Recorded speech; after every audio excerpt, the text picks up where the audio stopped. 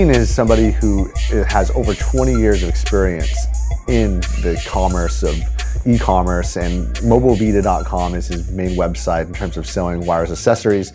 And also his experience has been vast in terms of mentoring entrepreneurs, mentoring business leaders and thought provokers in terms of accelerators.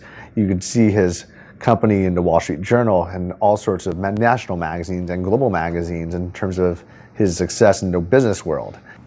Also, his company, Mobile Vita, is all over social media, so I think that you should check it out. You partner with individuals, and just in hiring in general, you want to bring, it's kind of a no-brainer. You want to bring on individuals that that support the areas where you're weak in, first and foremost, and that once you put them in those roles, that you give them the latitude and freedom to entrust them in those roles, because it really kind of depends on the type of person you are. You're type A, right? Owen can be type A, from what I know. I'm very type A. It's very hard for me to delegate responsibility. So, if you find those right individuals that fit those areas where you're deficient, you also have to be willing to kind of to let go and let them operate, which is a challenge for me, admittedly. Well, I think that one of the cool skill sets is that Owen is that chairman of the board with that 5 to 10 year game plan, and he goes way into the future with this super high vision. Yeah. Whereas I think that I'm also more like the CEO, where I'm really into executing and the ops. Yeah. And even when I'm not actually just managing the ops, like the COO, yeah. It's more like me actually knowing everything that's going on, the pieces, and putting things into play. Right. But it sounds like, I guess, as a chairman yourself, you might be doing things in a little bit different way than Owen. So I'd like to hear how your day-to-day is. Well, what he and I probably have a lot of similarities in is I would both consider us, wartime CEOs. So there's the paper pusher CEO who's typically, the profile might be an Ivy Leaguer, works for what we call a BDC, like a big dumb company, the larger organizations that are very gargantuan, a lot of layers of complexity, 5,000 employees, maybe plus, the upper market. We're still a lower middle market company, so we're still very agile. But do we have the skill set for running and operating a $5 million company, $10 million company, $25 million company? But once you get above 25 and you're getting to 50 to 100 million, you're talking your organization evolves in a more complex organization with now multiple trees in the org chart, and that oftentimes requires a separate skill set. So me, I'm more in the woods. I spent a good amount of time in the last 2 years. 2 years was, I would say, the most difficult time in my entire career, because a lot of things were going on. I mean, we were bringing on a lot of new senior staff members. We're doing a massive technical upgrade migration on our e-commerce websites, entirely new marketing stack in terms of our, going from a regular digital marketing type of company to more enterprise class marketing. We spent upwards of $1.5 million on a lot of this stuff, and integrating personnel and softwares and all these different things. All this paradigm shift was really difficult to kind of go through, and I knew that I was the best person to help us get through that. It was difficult because I did have a president, and it was very difficult doing that with someone who hasn't done that before. And sometimes you just gotta, take the business by the reins and kind of do shit yourself until you get it to the point where you have that individual whose skills are more conducive to taking it to the next level, but they're not maybe so good at the building part. You know what I'm saying? So there's a difference. So we kind of call that the wartime CEO. Can he go through all the shit? Can he take the organization by the reins from both a strategic and tactical standpoint, and get it to the point where it needs to be for someone else, the MBA guy or the Ivy Leaguer or whoever's used to being an SVP or a C-level at a much larger, complex organization, and help them take it to the 100 million level plus. Sometimes we also call like a Wall Street CEO. This is the guy that's good for the conference calls. You know what I'm saying? Like they're good at they're more what do you call it? They're more like window dressing CEOs. So that there's a unique distinction. It all depends on where you're at in the juncture of your company's life cycle. I guess the challenge there would be whether they're actually window dressing and just coasting, or whether they're actually the guys who are actually playing ball and doing that stuff. You know? Yeah, you got to make that distinction. Yeah. I mean, all the best time, like all of that, you need to front load in terms of your hiring process. You gotta, like, that's what literally, like, going back to the whole observer, I spend 80% of my time in HR capacity. I never want to spend less than 50% because the hiring really is the most important, because people make organizations, right? You can have the best system, the best culture, all of those things obviously work symbiotically, but still at the end of the day, it is people, right? I mean, business is people, business is relationships. So. In terms of your HR management, it sounds like most of it's hiring, or is it also the other parts? No. Let me explain. Not HR administration, but talent acquisition. So fostering talent acquisition, making sure you're retaining the right employees, the key employees. So we look at, I hate to use this term, but we look at employees or team members as customers.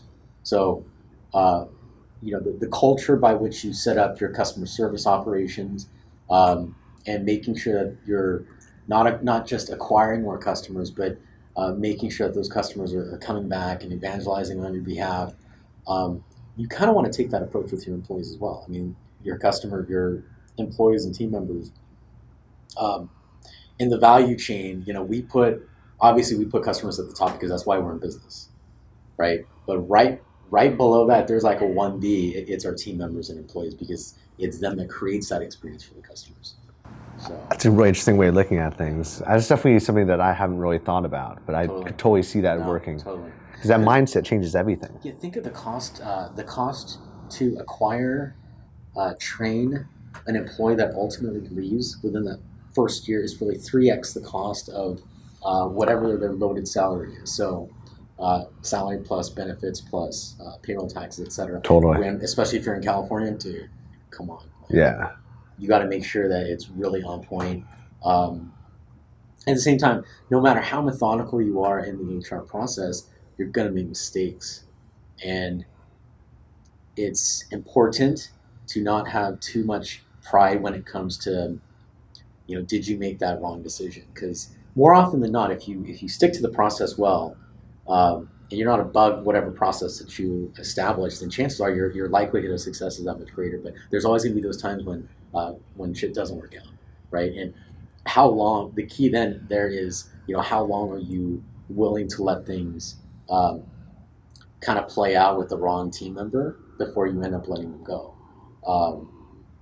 I'm an avid fan of Brian Tracy, the old school, business mentor. He's kind of in the Tony Robbins kind of. I remember him. Yeah, I've seen him speak before. Yeah, he said, I remember it so clearly. The first time you want to fire somebody, or when you want, the best time to fire someone is the first time when the thought crossed your mind. But think about it, right? Because if you think of all the guys that you had wanted to fire at some point in time, that process was probably matriculating in your mind through time. And there's probably not too many guys that are still, like, if you had been thinking about it for more than several years, that's several years too late. Everyone that we've had to fire, which is always an unfortunate situation, right? But everyone that I've had to fire, I think back, it's like, dude, if I just pulled the trigger 6 months before, or however many months before when I first had the thought, in almost 9 out of the 10 circumstances, that thesis, that logic rang true. Damn, I really could have waited. There's so much time the opportunity cost of having brought someone in or rolled somebody else into that particular role so exceeded just us not, I don't know, just us like dancing around the fact that they weren't contributing, or they weren't the right fit, or if we didn't have the balls, or like there wasn't, we weren't having a very strong pipeline of alternatives from a candidacy standpoint. Like you can come up with all these, all the excuses you want, but that always kind of rings true from what I remember. So you're thinking that it's like 9 out of 10 times when you're thinking those thoughts. That was me personally. You get rid of those people? I would challenge any CEO on that as well, or anyone that's in a hiring position. Chances are, unless you, more oftentimes than not, if you're thinking about firing someone, that's a pretty extreme measure. That means this is a bad partnership. Whatever's going on, like I don't want to deal with it, or it can't be fixed, right? When do you think of firing people? When you don't want to deal with it anymore, or shit can't be fixed. So it's already came to head. So why delay the inevitable? I guess my wondering is, how do you know it can't be fixed? I guess I'm always in this mindset of anything is possible. Yeah. Always thinking outside the box. Yeah. So it's hard for me to get to that point, to figure out where that line is and when to cross it. Yeah. And each situation is unique. I think leading back to our initial discussion of when you're hiring people that are outside of your scope of circle of competence and your specialty, it gets a little bit muddier. It gets a little bit difficult because you don't know, right? But if that's if you know at the core you're a finance guru, or you're a marketing guy, or you're a sales guy or business development guy, you're obviously, with your frame of reference, you're gonna make a better judgment. But in the areas that you're not, so a little bit more gray areas, it's gonna be a little bit difficult, and it's gonna, that's when you probably want to draw on a lot of experience from advisors, from the other team members, see if they're kind of reciprocating some of the same challenges that you're having. But I would say it's all unique. Situations. I'm interested also in the art that you have to play in terms of the growth, as the balancing of the budgets versus like hiring a lot of people and not even knowing exactly how that puzzle fits. I mean, you kind of have this clear goal, because I guess you've seen it so many times before, of like companies that once they hit 25 million, now how to get to 50, then the 100 you're talking about that stage. Yeah. I guess like you can model companies, but I mean, how do you determine internally like how that model looks? Yeah, I mean, well, obviously unique to every single business, and I'll speak first and foremost to like an e-com business or a digital market, a business that's done online with commerce. That's the one I can speak to best. As in any business, nothing happens unless somebody sells something, right? Well, in our particular business, nothing happens unless someone comes to the site. So at the core of our business, in e-com or whatever, the big metric is getting qualified visitors to a site to convert, right? And there's a cost associated with that. So the big term in our industry is the CAC acronym, CAC, cost to acquire a customer. As long as that's really the driver of the business metrics overall. That's one of our primary KPIs. And beyond that, we look at customer lifetime value. So those are two of the big KPIs, CAC and customer lifetime value, CAC and CLV. We always look at that ratio. You want a 1-to-3 ratio. For example, if you're, this is totally generalizing, by the way, but let's say, for example, your cost to acquire a customer is $10, right? But you want that $10, you want that customer that you acquire for $10 to at least contribute $30 in customer lifetime value, right? The more that ladder, customer lifetime value, the more that grows, that's essentially cream. That represents a lot of profitability, a customer you don't have to reacquire, right? So continue profitability based on that one customer. When we scale our business, it's like, okay, how much traffic can we bring to the site? How much can we forecast we can bring to the site, at what cost to acquire that customer, and ultimately, downstream, what is the revenue contribution of that customer, of that individual customer? So you can map that out. You can model that out, but that's really relevant for whatever business. And when you forecast out a model, you start with your revenue, and then everything else from employees and everything else falls below that line. Does that make sense? So some of the forecasts are like linear. Some of the, you got to build your own like sensitivity analysis. But when you build that revenue projection, then everything else kind of falls in play. That's kind of how we determine it for it. We'll do a projection over the next 5 years, and at a certain point, it's a certain amount of employees, for example, that's going to require more square footage. So that's going to guide where we move the next building, what type of, what are our CAM expenses going to be? All of those things kind of are driven by a sales figure for us.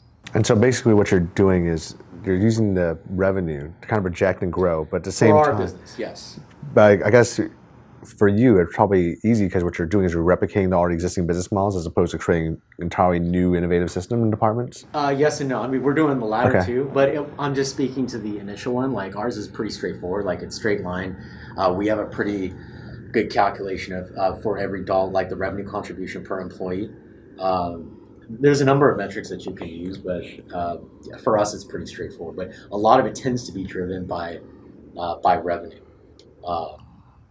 So, what are you doing to get all these people, especially when you have so many new people, on the same like vision, mission, and track? Yeah, it's harder, easier said than done because when onboarding new people, when you're in high growth mode, probably the most important thing is what we never like to do is tweak our hiring process. So we'll typically do at least a 3-step interview, a very thorough, post resume screening. We'll do a very thorough phone screening, like at least an hour plus, where we're really, really comfortable that the likelihood of this person when they get in the front door is going to be very close to maybe an 80 percentile. We really want this person. We get them really excited. We're excited about them. We immediately like to do what's called an e-skill test, an online competency test. So a lot of you'll be able to eliminate some of the riffraff because if they really want the job, they're going to do it. And when it's like an online competency test, basically like an SAT test curated specifically for that role. It's brilliant. Dude, this has been like totally because you want to make sure that they can do this things that they say they can do on the phone, right, or on paper. So it gives them tactical exercise. You give them. It's like a dry run of exactly what they would be doing at work. Give them questions, problems that you would encounter. Give them the same questions you would have asked on the phone, because sometimes from a written standpoint, it might be different than an auditory response. Let them think about it when they're not under the gun. Like if I had 5 minutes to think about that same question, I might be a little bit more honest, right? So we like to do the e-skill. Typically takes an hour or so. They take it at their leisure.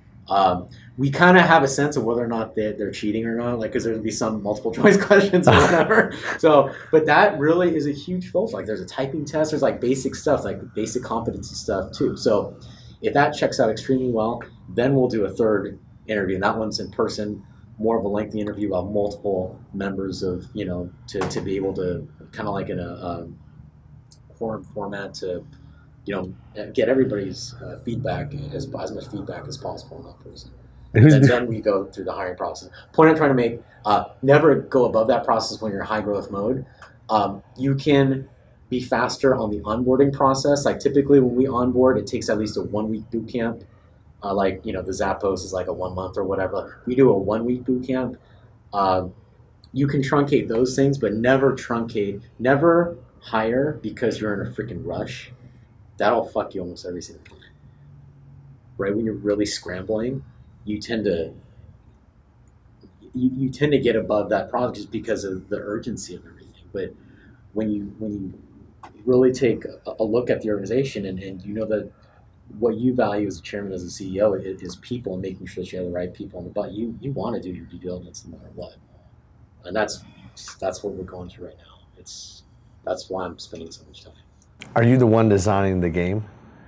The whole test, the map, the diagnostics? No. There's every single functional manager. Mm-hmm. They go on the platform. They devise the set of multiple choice questions, free response questions. I'm curious if that will work internally. If you wanted to reposition key people as well, like instead of hiring externally. I don't think that would work as well as like a Colby assessment or a Myers-Briggs or a StrengthsFinders. Which we're going to start incorporating StrengthsFinders. I would highly suggest that as well. I've heard nothing but good stuff about it.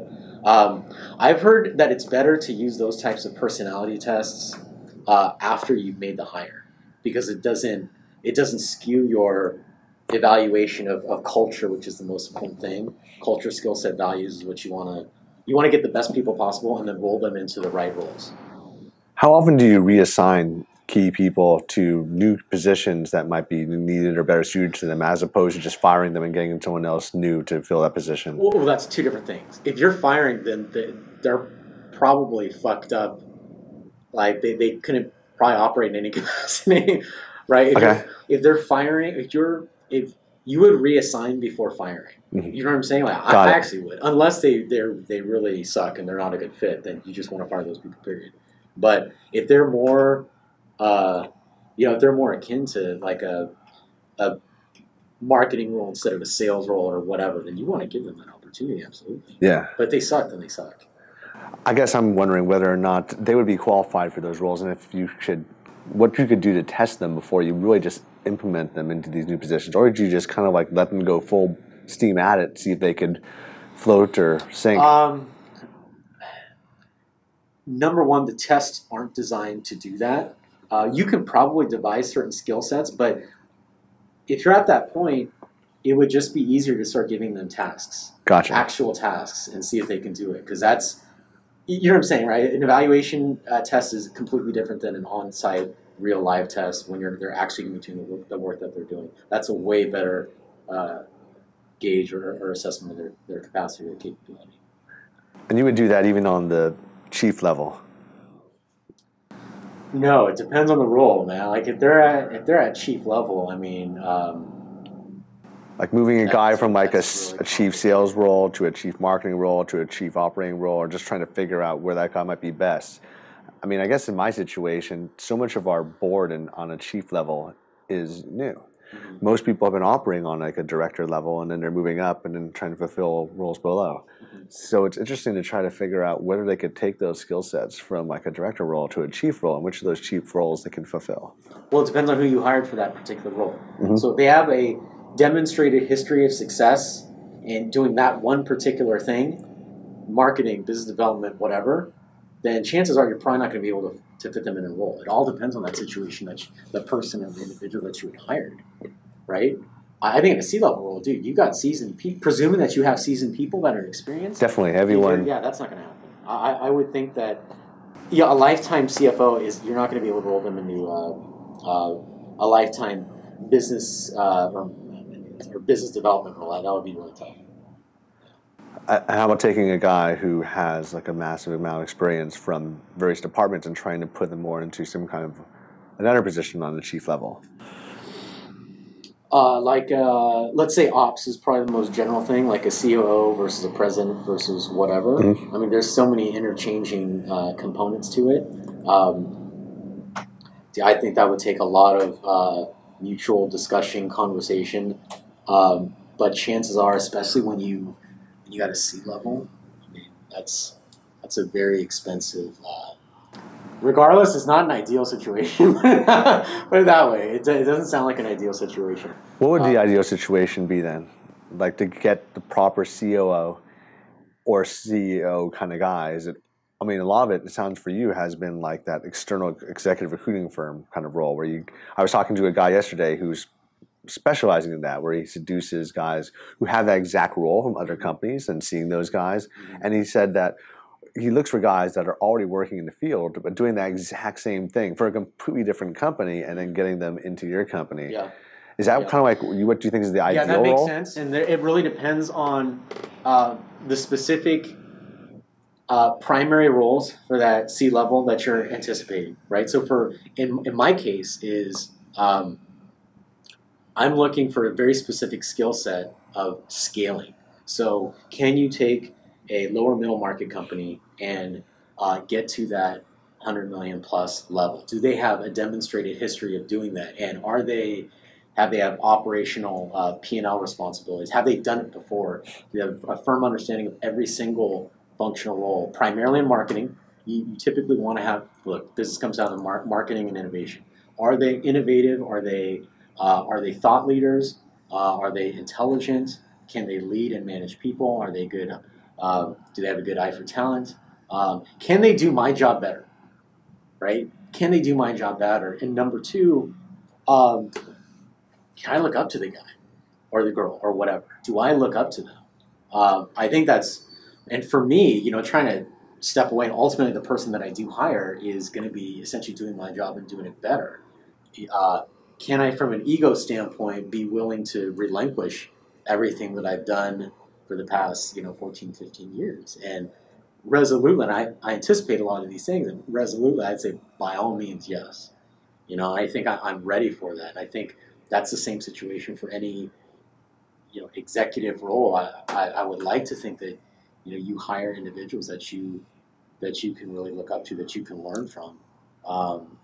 That's kind of that's the primary thing that I'm looking for. But I think, you know, obviously every situation's unique. So, G, before we wrap up, I'd love to see if you have any last thoughts that you'd want to share with the audience. If your audience obviously is you know, entrepreneurs, aspiring entrepreneurs, or whatnot, I know a lot of the thematic of what we talked about today really is people, right? Relationships or whatever. I'm fully a believer that your ability to effectively communicate is the most important trait that you can have for the rest of your life, whether you're, you know, negotiating with a particular employee, your boss, stakeholders, shareholders, advisors, your girlfriend, wife, whatever the case might be. I would, as much of, I'd like to consider myself more of an overachiever. I never really had very hard and fast skill sets in one particular realm. But, you know, my ability to communicate and my work ethic probably has enabled me to get to where I'm at today. But the biggest thing I would focus on really is, you know, people, your interaction with people. That ultimately decides your success and failure, not just in business, but as, you know, as an individual, as a person. You know, how are you able to express and be your best self and offer value to the world? And you can't do that really unless you're able to communicate. So I think that's the most important thing when you're building, managing team and building a company. I think those skill sets are prime. So everyone gets off in helping people. It's human nature. Yeah. Right. When you're offering value and people's lives are made better because of your influence, then you can't not be human and not experience like some really true enrichment, enjoyment, you know, from that. It's like Zig Ziglar, from success to there's a success level, but significance really is what was your influence. Mm-hmm. You know, what did you do that made people's lives better? What was your influence on society? What was your significance? I think the fact that, you know, people are always seeking a deeper meaning to what they do, I think that has a lot to do with it, and it comes back to human interactions. And right at the top of that is you know, how much did you help this individual? Very rarely are you going to find like successful people that don't want to help other people. Yeah, it's true. That's crazy. Yeah, that's weird, huh? That's totally like discalibrated. Yeah. No, I'm just curious because I do believe in hardcore, especially Owen, more than anything else. He just wants to make it clear whenever I do an interview that we're always focusing on offering mass amounts of value to our customers, and also like just sharing as much free content, and just every single interview person every single person I interview, every single interviewee is going into detail about how they're offering value, the creation of offering value, and that whole process of how to do that. You can't be an influencer. You can't be a thought leader without that as kind of the foundation. But you can't be a leader of an organization without being a very strong influence in helping people, right? So I would think that that's innately in the character of man. Like the quest for seeking meaning, purpose, and all that stuff. It's a lot of that stems from, you know, your experiences with people. And, you know, I couldn't see any individual that has kind of made it, or whatever their definition of made it is, and not wanting to help people. Like, dude, that's pretty whack. Yeah.